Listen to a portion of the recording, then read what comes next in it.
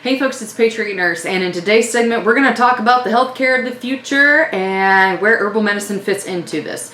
So I got a letter this past week notifying me that Humana, which was my insurance coverage, Humana is now no longer going to be offering personal insurance plans, which is what I had, starting in 2018. And I expected this to be the case because all across the state of Tennessee and all across other states, there are different companies, insurance companies, that are pulling out of the exchanges because it's just not profitable for them anymore. Thanks, Democrats, for that one. Thank you guys so much for screwing over the American people. I don't know why we're surprised, because that's pretty much all you guys do, ever. Like, since whenever, find whatever program it is that the Democrats go through, and whatever the name is, the polar antithesis of it will be the objective reality. Affordable Care Act becomes unaffordable, non-care, thrust upon the people. Ta-da! There's the truth. So I think we all know that's the case, otherwise you wouldn't be here. And if you don't think that, like, my question is, where is your head and where is your time spent? Like, do you deal in reality? Oh well, it's alright. It's not that. It's way overhyped anyway. Why should we deal with logic and facts and reason?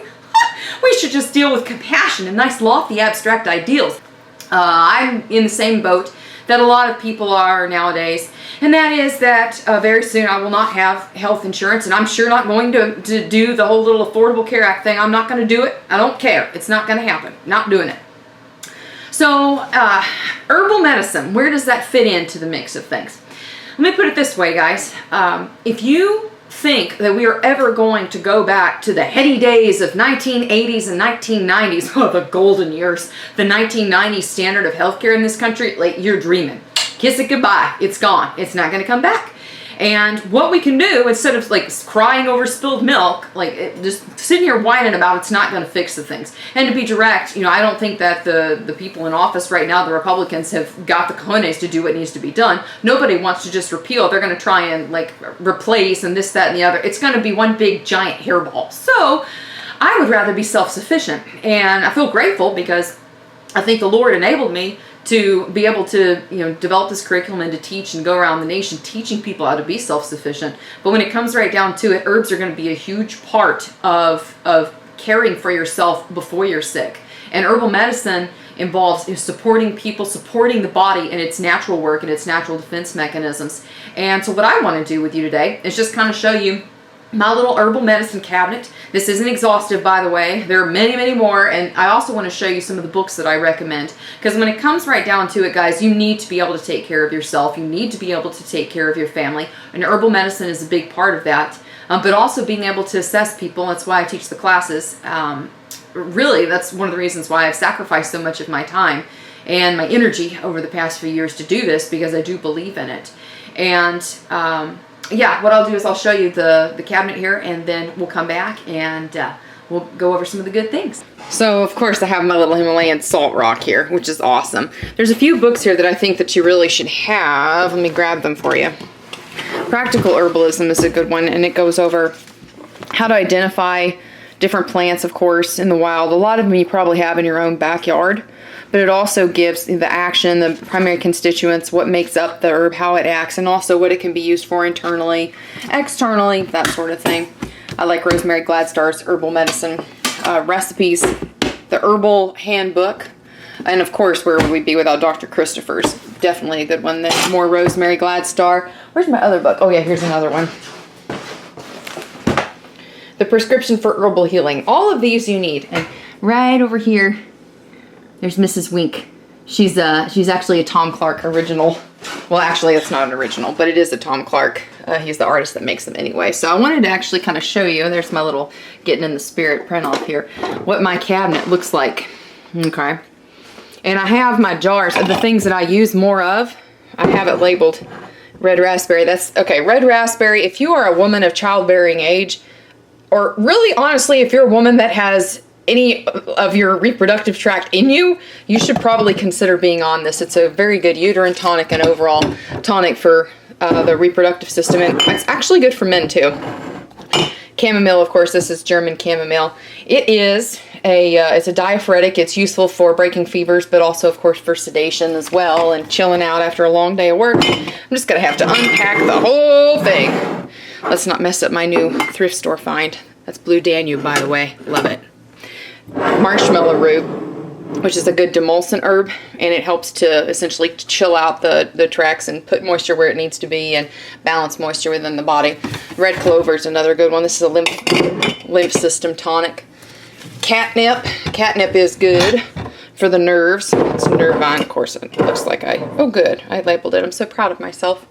But yeah, back here is all my goodies. I have my cooking 3-legged lodge cast iron, whatever it's called, Dutch oven. There we go. Sorry guys, it's been a long week. I've got some feverfew here too. Violets are good if you can catch them. They're really good for helping to heal wounds. They're also good for moisturizing parts of the respiratory tract that need it. Lemon balm is a good general chill out, go to sleep. So is valerian, chill out, go to sleep. And I actually got this idea from Do It on a Dime, although I don't tend to keep my stuff as organized as I should probably. But I like to hang my little goodies right here with some command hooks. And then I have my standard measurements up here just in case. And then I have certain things that I've made, like recipes that I made that I use a lot. I also have, these are really cool to have. They're called eye cups.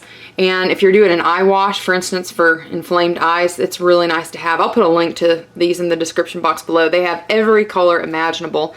And then I have my little mortar and pestle as well up here, as well as some other herbs. But this is just an example. Oh wait, I want to show you. I'm so proud of myself.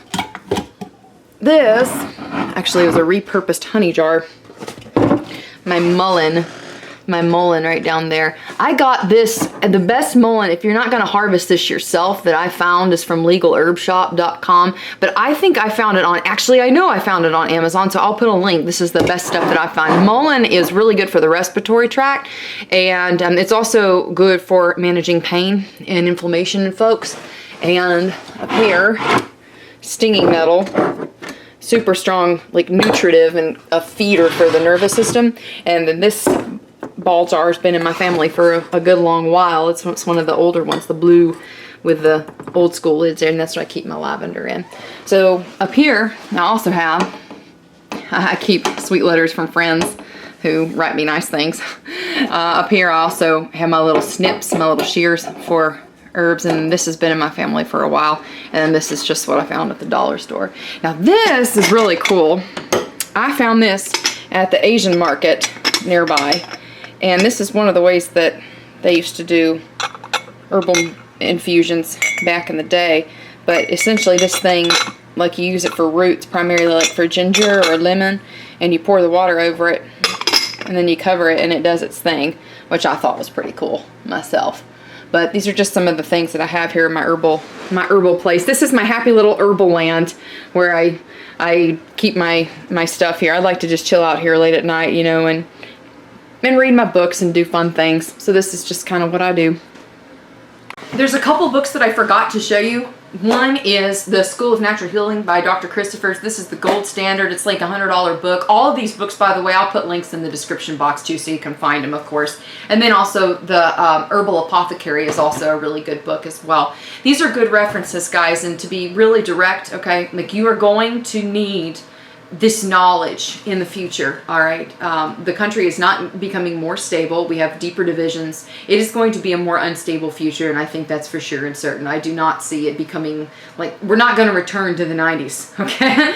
Like, we've got so many people running around who can't find employment despite having, you know, bachelor's degrees. But then again, this is a classic example. This is an exercise in what happens when the government gets involved in subsidizing a product. When the government subsidizes a product, you're going to get more of that product and you're going to get lower quality. So when the government started getting into student loans and shoving people into college who directly didn't need to be in college, I'm sorry, if you can't read cursive, you have no business being in college. And that's what's happening nowadays. And that's on the best end of the spectrum. But what's ended up happening is that we have more and more people looking, you know, for employment who are more and more educated in the abstracts and in whatever, you know, their Marxist professor told them, but they have very little skills in real life. There's going to be a lot of trouble, I think, in the years to come in the job market and directly in people's ability to feed themselves, to clothe themselves, and also to take care of their own health. Herbal medicine is probably the easiest way to get into, aside from eating well, to get into taking care and taking charge of your family's health. And I would submit for that reason that the FDA and a lot of the major pharmaceutical companies are very, very afraid of the strength and the inertia that herbal medicine has gotten in the past few years.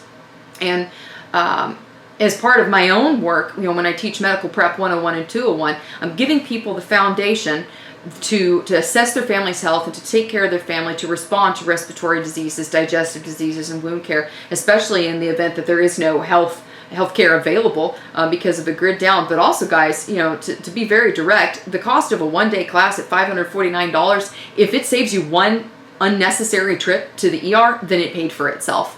When you're getting into the Medical Prep 301 that I teach, we're talking nutrition, herbs, and old school disease. These are the diseases that, God forbid, in a grid down are going to come back. It's non-negotiable. It's going to happen. You're going to see cholera. You're going to see dysentery, typhoid even. These things are coming back now as it is. And when you put into the mix more and more people in a concentrated urban setting without the standard services and sanitation that they're used to, you're going to see these diseases of old come back with a vengeance. And so herbal medicine is a critical part of that for being able to know how to respond and how to deal with these things. But I just wanted to show you guys that today. And I do recommend, like I said, get some of these resources, okay? I recognize that not everybody can come out to a class and not everybody can make that happen. But if you can just afford a couple of books so that you can familiarize yourself with these principles, then you really owe it to yourself to do that. Because insurance and medical care is not going to get easier, all right? We have an aging population, and to be, again, direct, we have an aging population of qualified healthcare providers. And I've been to school with a lot of the people who are coming up as healthcare providers now, and